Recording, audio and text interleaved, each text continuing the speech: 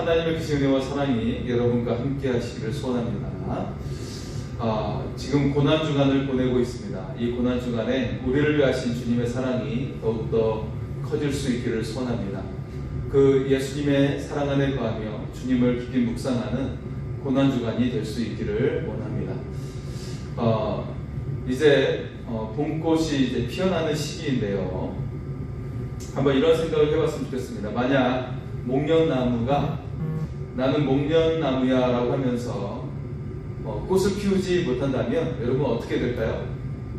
가지만 앙상하게 계속 남아있다면 어떻게 할까요? 또 사과나무가 있는데 여러분 사과나무에서 열리는 열매를 좋아하실 텐데 사과나무에 사과가 열리지 않는다면 그러면서 나는 사과나무야 라고 말하는데 사과 열매를 맺지 않으면 여러분 어떻게 할까요?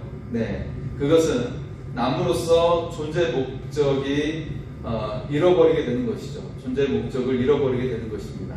그렇기 때문에 그 나무가 그렇게 쓸모가 없는 그런 나무가 되어버리는 것이죠. 만약에 과수원을 하는 사람이 있다면 그 나무를 베어버리는 거예요. 왜냐하면 쓸데없이 영양분만, 땅의 영양분만 먹기 때문에 베어버리고 다른 나무를 심어서 그 땅을 유용하게 쓰게 할 겁니다.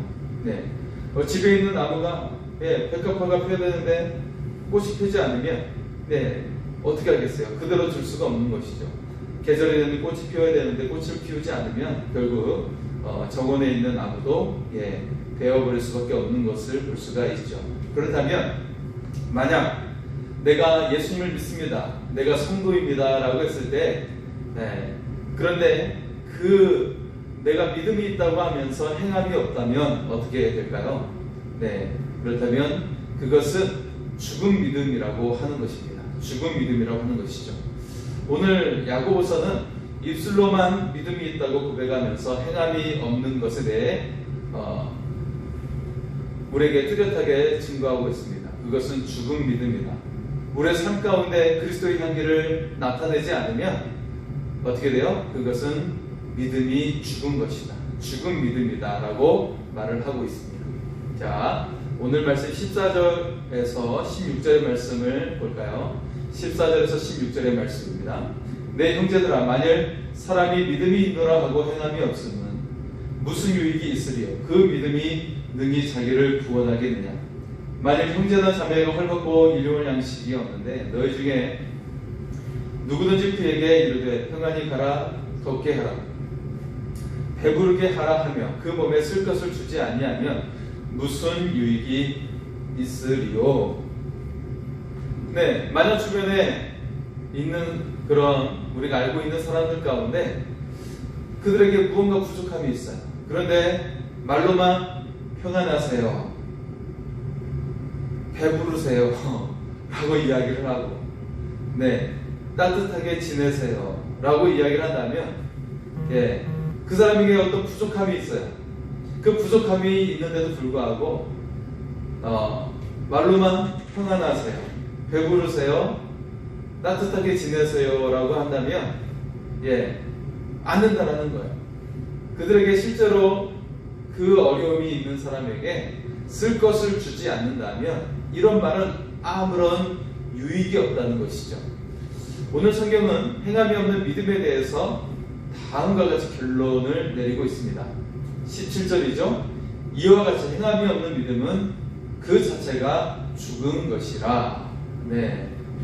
말로만 믿는다고 말하면서 삶 가운데 살아내지 못한다면 올바른 믿음이라고 할 수가 없다는 것이죠. 믿음과 행함은 마치 동전의 양면과 같아서 분리할 수가 없는 거예요. 믿음은 반드시 행함으로 나타나게 되어 있다는 것입니다. 결국 분리할 수가 없는 것이죠. 자, 그래서 이것에 대해서 논증을 하고 있는데 18절과 19절의 말씀에 이렇게 말씀을 합니다. 18절과 19절입니다. 어떤 사람은 말하기를 너는 믿음이 있고 나는 행함이 있으나 행함이 없는 내 믿음을 내게 보이라. 나는 행함으로 내 믿음을 내게 보이리라 하리라. 내가 하나님은 한 분이신 줄을 믿느냐? 잘하는도다. 귀신들도 믿고 떠느니라. 자, 믿음은 단순히 머리로만 지식적으로 동의하는 것이 아니라는 거예요. 예. 머리로만 지식적으로 동의하는 것이 아니라 어떻게 돼요? 거기에 따르는 삶이 따라와야 되고 실천이 따라와야 된다는 것이죠. 만약에 머리로만 동의하고 행함이 없는 것은 귀신들도 한다는 거예요. 귀신들도 하나님이 하나님 되심을 알고 있어요. 알고 있는데 믿지는 않아요. 하나님이 하나님됨을 알고 있어서 예수님이 딱 등장하니까 그 귀신 들린 사람을 통해서 귀신이 말하잖아요. 나를 내쫓지 마옵소서. 네, 나를 내쫓지 마옵소서. 당신의 때가 아직 이르지 아니하지 않았습니까? 라고 이야기하면서 나를 내쫓지 마소서라고 예수님을 두려워하면서 말을 하는 것을 볼 수가 있죠. 그 당시에 어느 누구도 예수님을 하나님의 아들이라고 인정하지 않았음에도 불구하고 귀신은 예수님이 하나님의 아들됨을 인정했어요. 심지어 입술로 그렇게 말을 했죠. 하지만 그럼에도 불구하고 나를 이 사람에게서 내쫓지 말아달라고 이야기하면서 그 예수님이 하고자 하는 일을 순종하지 않는 것을 볼 수가 있죠. 하지만 예수님은 그 귀신을 내쫓고 그렇게 해서 그 사람을 치유하는 것을 볼 수가 있습니다. 자, 귀신들도 하나님을 인정하고 예수님을 인정했어요. 하지만 그들이 예수님을 믿은 것은 아니었죠. 예수님을 나의 구주라고 그렇게 믿은 것은 아니었습니다. 자, 이처럼 믿음과 행함은 분리가 불가능하다라는 거예요. 분리될 수 없다는 것입니다. 만약에 반드시 믿음이 있다면 행함으로 오게 된다는 것이죠. 자, 그리고 오늘 말씀에 그 본보기로 구약에 나오는 두 사람을 예로 들고 있습니다. 바로 아브라함과 라합이라는 여인이죠.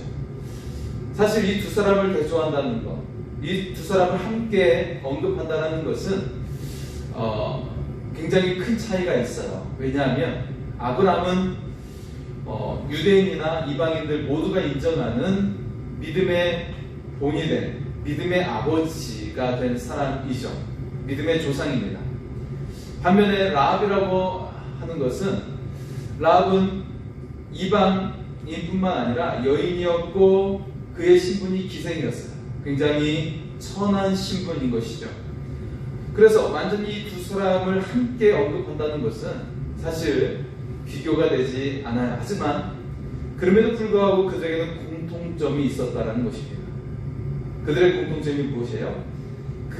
전혀 신분이 다르고 처해져 있는 위치가 다른 그런 상황이지만 이 두 사람에게 그 신분을 초월해서 가지고 있었던 공통점은 무엇이냐면 바로 믿음과 행함이 함께 있었다라는 거예요. 즉 그들의 신분과 그들의 그 처지를 초월해서 어때요?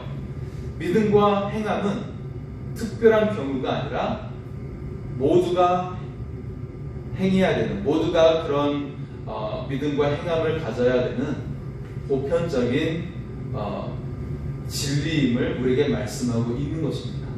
자, 그래서 그 내용을 21절에서 25절 말씀에 우리에게 말씀하고 있는데, 이 말씀을 현대인의 언어로 번역된 표준세번역으로 제가 읽어드리겠습니다. 21절에서 25절 말씀을 표준세번역으로 제가 읽어드릴 때 여러분 귀로 들어주시기 바랍니다. 우리 조상 아브라함이 자기 아들 이삭을 제단에 바치고자 행함으로 의롭게 된 것이 아닙니까? 그대가 보는 대로 믿음이 그의 행함과 함께 작용을 한 것입니다. 그러므로 행함으로 믿음이 완전하게 되었습니다.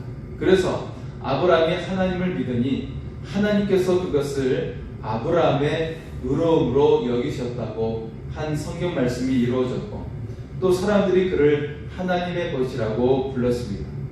여러분이 아는 대로 사람은 행함으로 의롭게 되는 것이지 믿음으로만 되는 것이 아닙니다. 창녀 라합도 정탐꾼들을 접대하여 다른 길로 내보내서 행함으로 의롭게 된 것이 아닙니까? 자, 야고보는 앞에서 야고보서 1장 18절에 구원은 인간의 공로가 아니라 하나님의 전적인 은혜와 섭리 가운데 이루어지게 된 것이라고 그렇게 언급을 했습니다.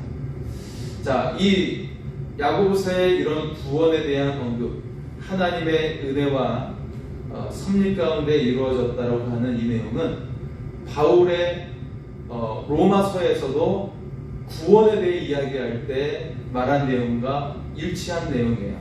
예, 일치한 내용이죠.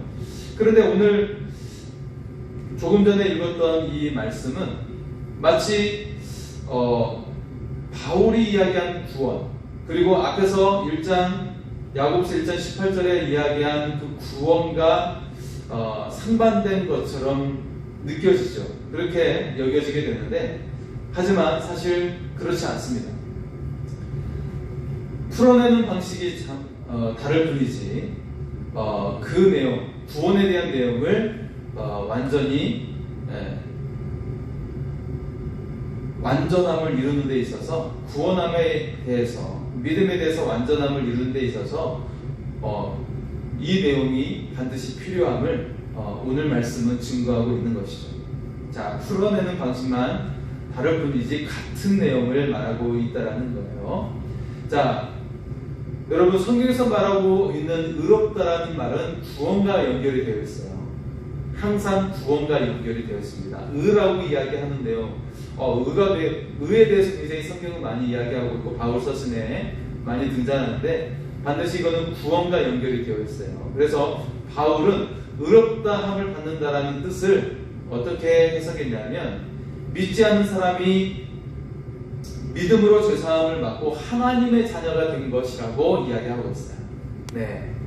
자, 믿지 않는 사람이 믿음으로 죄사함을 받고 하나님의 자녀가 된 것이 의롭다함을 여기게 된 것이라고 이야기하고 있는 것이죠. 그런데 지금 오늘 본문 속에 야고보는 의롭다함을 받는다라는 내용을 이렇게 설명하고 있는 거예요. 믿음을 가지고 있다는 것이 분명하게 드러난 것이다라고 이야기하고 있는 거예요. 네. 자, 그래서 아브라함과 기생 라합이 그들의 그 행함과 그들의 그 실천으로 의롭다함을 받았다라는 내용은 행함 때문에 의롭다함을 받는 것이 아니라 그들이 그 행함 때문에 믿음을 가진 것이 드러나게 되었다라는 것을 설명하고 있는 것이죠. 네. 여러분, 내 믿음은 마음속에 믿게 되는 것이죠. 마음속에 믿게 되는 것인데, 그것이 실제로 나오게 되는 것은, 실제로 그 믿음이 생생하게 살아내게 되는 것은 우리의 삶으로 나타나게 될 때, 우리가 실천할 때라는 것이죠. 우리가 잘 아는 이야기 중에 나이아가라 폭포가 있고 거기에 이제 외줄을 연결해서 그 외줄 타는 사람이 끝까지 건너편에 갔다가 다시 돌아오는 것을 보고 사람들이 막 기립박수를 쳤어요. 대단하다고. 이 거대한 그 폭포를 가로질러서 그 외줄을 타고 건넜다 오는 것은 정말 두렵고 떨릴 텐데, 밑에 아주 깊이 그 물이 흘러가고 있고, 또 그 물이 흘러가는 그곳에서는 바람도 일어나게 될 텐데, 그 두렵고 떨리는 그 상황 속에 외줄을 타고 갔다 온 것에 대해서 사람들이 아주 놀라웠던 것이죠. 그런데 이 외줄을 탄 사람이 내가 누군가를 얻고 저 반대편까지 갔다가 올 수 있을 것이라고 여러분 믿습니까? 라고 질문했을 때 많은 사람들이 믿는다고 이야기했어요. 믿습니다. 당신이 사람을 얻고 또 건너편에 갔다가 다시 오는 것에 대해서도 할 수 있을 것이라고 우리 믿습니다. 라고 이야기했죠. 그러자 이 사람이 사람들을 향해 다음과 같은 질문을 했어요. 그렇다면 자원하실 분 앞으로 나오십시오. 네, 자원하실 분, 제가 얻고 외줄 타고 갔다 올 테니 자원하실 분 나와주십시오. 그런데 아무도 나오지 않는 것이죠. 네. 자, 이때 그들이 믿었다라고 하는 말은 거짓인 것이죠. 네. 당신이 누군가를 얻고 또 외조를 타고 건너오는 것을 믿습니다라고 이야기했던 것들은 그들의 믿음은 거짓이었다는 것이죠. 만약에 정말 믿는다면 나를 맡겨서 그 사람이 외주를 타고 오는 것을 능히 내가 자원해서 그 사람이 업혀서 그렇게 동의했을 겁니다. 네. 그래서 우리가 믿음이라고 하는 것은 실제로 나를 맡길 수 있어야 되고 그렇게 살아낼 수 있어야 된다는 것을 말해주고 있습니다. 자, 야고보는 아브라함이 아들 이삭을 바쳤기 때문에 죄 용서를 받았고 하나님의 자녀가 되었다, 그 말을 하는 것은 아니에요. 그 말을 하는 것은 아니고 이 행함을 통해 하나님을 믿는 믿음을 가지고 있다는 사실이 분명하게 드러나게 되었다라는 내용을 전해주고 있는 것입니다. 네. 아브라함이 아들을 바치는 그 순종을 통해서 그가 하나님을 절대적으로 신뢰하는 믿음이 드러나게 되었다라는 말을 하고 있는 것이죠. 이것이 야고보가 말하고 있는 의롭다함을 받았다, 구원함을 받았다라는 내용을 이야기하고 있는 것입니다. 네. 라합도 마찬가지입니다. 라합은 여호수아 2장 11절에 하나님을 상천하지의 참 하나님으로 고백을 하고 있어요. 예. 그런데 그 고백이 믿음으로 드러나게 된 것은 바로 이스라엘 정탐꾼이 왔을 때, 네, 그들을 숨겨주고 잡히지 않도록 행했을 때, 그 일을 행했을 때 그의 믿음이 드러나게 되었다라는, 증명되었다라는 것입니다. 네, 만약에 그 정탐꾼을 숨겨준 것이 발각이 되면 이 라합은 살아남지 못하는 것이죠. 라합뿐만 아니라 그의 가족이 멸족이 될 수가 있는 상황이에요. 본인뿐만 아니라 자신의 부모님과 자녀들까지도 다 죽을 수 있는 상황인 것이죠. 하지만 어떻게 됐어요? 그의 믿음으로 말미암아 그 죽음까지 각오하는 믿음으로 그녀의 믿음이 그 믿음이 가지고 있음을 드러나게 되었다라고 오늘 야고보서는 우리에게 말씀하고 있습니다. 자, 야고보는 행함으로 구원을 얻었다라는 말을 하는 것이 아니에요. 그것이 아니라 믿음의 실체가 드러나게 되었음을 말하고 있는 것입니다.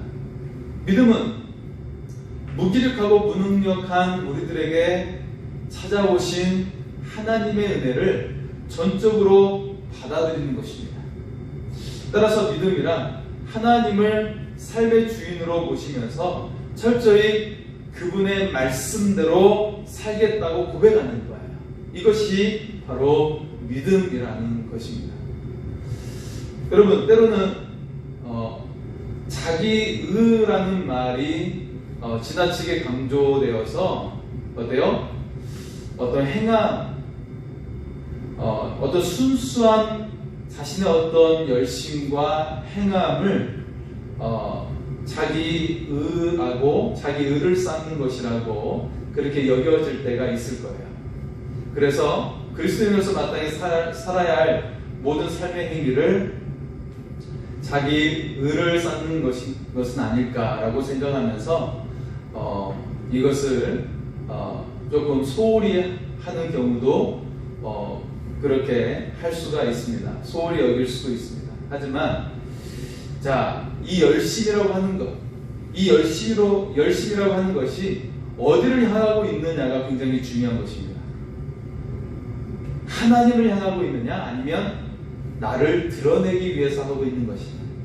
하나님을 드러내기 위해서 하고 있는 것이냐, 아니면 나의 열심을 드러내기 위해서 하고 있는 것이냐. 바로 무엇을 향하고 있느냐가 굉장히 중요하다라는 것이죠. 자, 그렇지 않으면 사람은 불완전하기 때문에 언제든지 자기 중심적으로 가는 성향이 있어요. 예. 그래서 여러분, 좀 큰 교회에서는 어떤 장로 피택을 하기 위해서, 선거를 하기 위해서 사람들이 어떻게 하면 많은 사람들 앞에서 드러날까, 그런 궁리를 하면서 봉사하는 경우가 있습니다. 네, 그래서 가장 인기 있는 봉사 중에 성가대장을 하는 것이 있고, 주차 대원과 주차 위원장을 하는 것이 있어요. 네, 이게 가장 대표적으로 봉사하는 거죠. 예, 또 안내 위원장, 예배 안내 위원장, 그런 일들이 굉장히 얼굴을 드러낼 수 있는 좋은 기회이기 때문에 그런 역할을 하는 경우가 있습니다. 네. 근데 그럴 수밖에 없는 것이 큰 교회에서는 사람들이 대부분 모르잖아요.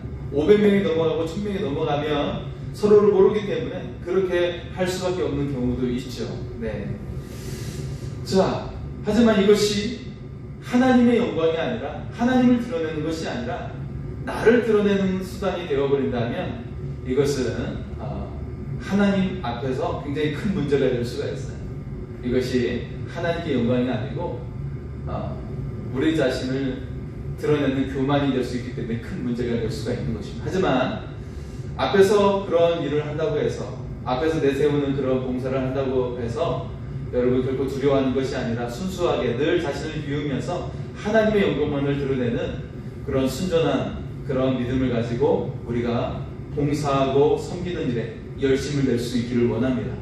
그럴 때 하나님 더욱더 그 사람을 칭찬하시고 그 사람을 높여주시는 하나님의 은혜와 사랑이 임하게 될 줄 믿습니다.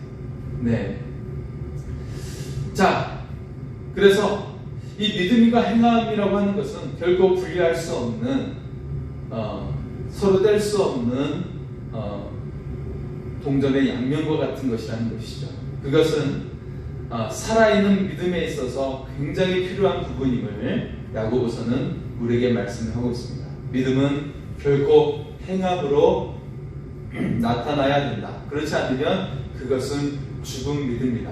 마치 목련나무가 꽃을 피우지 못하면 그 나무는 죽은 것처럼, 사과나무가 열매를 맺지 않으면 그것은 죽은 나무가 되어 그 땅을 쓸모없게 만들어 베어버릴 수밖에 없는 것처럼 죽은 것이라는 것이죠.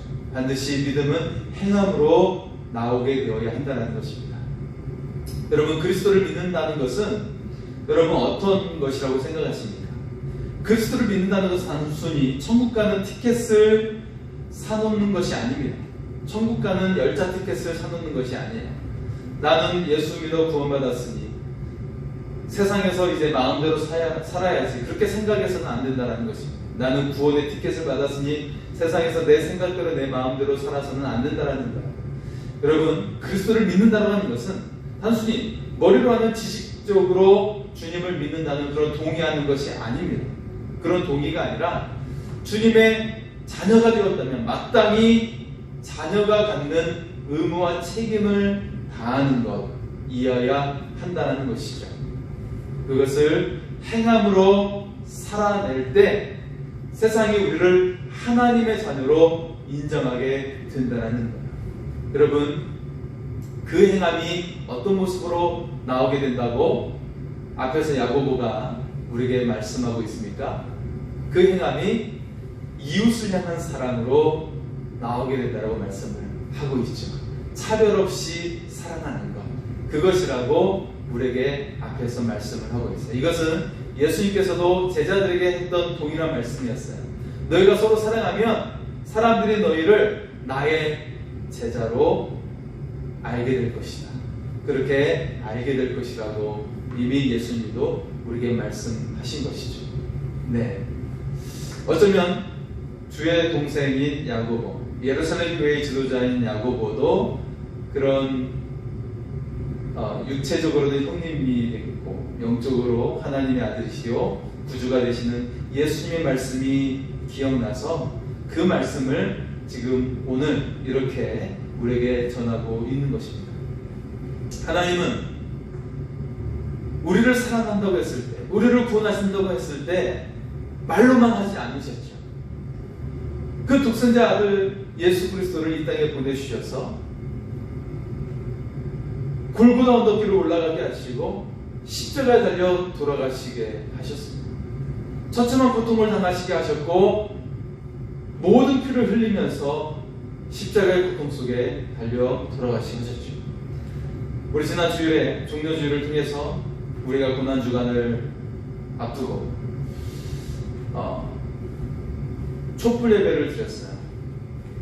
십자가의 길, 비아 돌로로사, 비아, 길, 돌로로사, 고난의 길, 십자가의 길이라는 제목으로 우리가 촛불 예배를 드렸고, 같이 그 주님의 골고다 언덕 길을 걸어가심에 대해서 1처, 2처, 3처 같이 동행하는 시간을 가지고 묵상하고 기도하는 시간을 가졌습니다. 주님이 가셨던 그 길은 정말 일반적인 사람도 감당하기 힘든, 너무나도 힘든 고난의 길이었어요.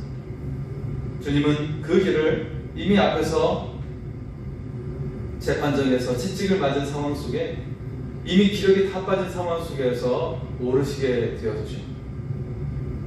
그 한 걸음 한 걸음 올라가신 그 걸음은 정말 너무나 고통스럽고 기력이 다 빠진 그런 상황 속에 가신 길이었지만 끝까지 가셨던 이유는 바로 우리 한 사람 한 사람을 사랑하시기 때문이었습니다.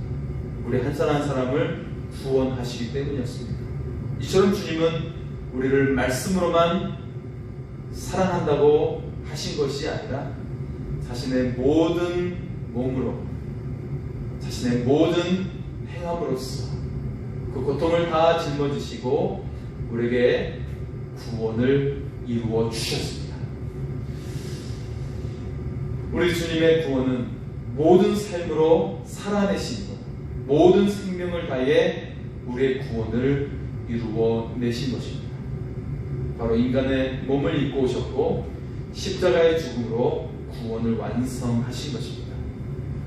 오늘 우리를 향하신 주님의 그 구원과 그 주님의 은혜를 기억하시면서 우리도 우리의 모든 마음을 다해, 우리의 모든 삶을 다해 믿음으로 살아내는 그런 우리의 믿음의 성도가 다 될 수 있기를 소원합니다.